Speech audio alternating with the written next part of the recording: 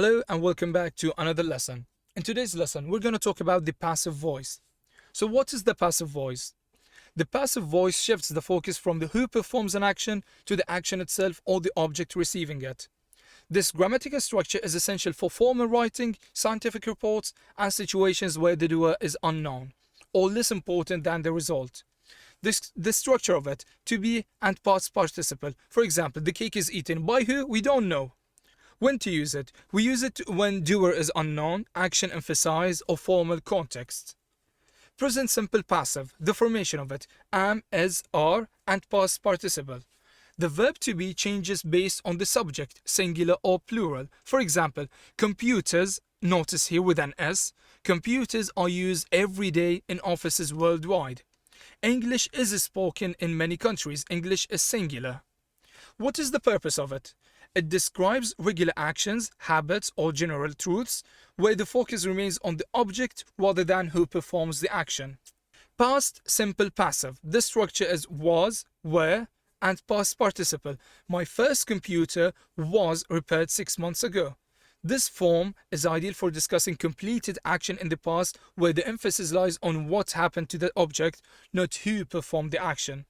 More examples. The letter was sent yesterday. The documents were signed last week. The building was constructed in 1995. We don't care about who did these things. We care about the thing that happened itself. Present continuous passive. The structure is am, is, are, being, and the past participle. You also have to understand the timing. It's used for actions happening right now or in the current time period. Also, you have to apply the focus, emphasizes what is being done to something at this moment. For example, my laptop isn't being used right now. This sentence tells us the laptop is currently inactive, focusing on its state rather than who might or might not be using it. More examples. The road is being repaired at the moment. New policies are being implemented this month. Present perfect passive, the formation of it, have or has been, and past participle. Most mountains have been climbed, but a few haven't been climbed.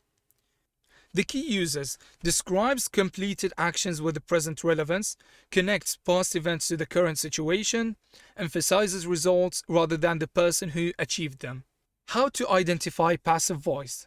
Look for the formula. Find the form of to be, am, is, are, was, were, being, been, followed immediately by a past participle verb. Check the subject. The subject of the sentence receives the action rather than performing it. Ask yourself, is this happening to the subject? Spot the optional by. Passive sentences often include by followed by the doer, though this element is frequently omitted when the doer is unknown or unimportant. Why use the passive voice?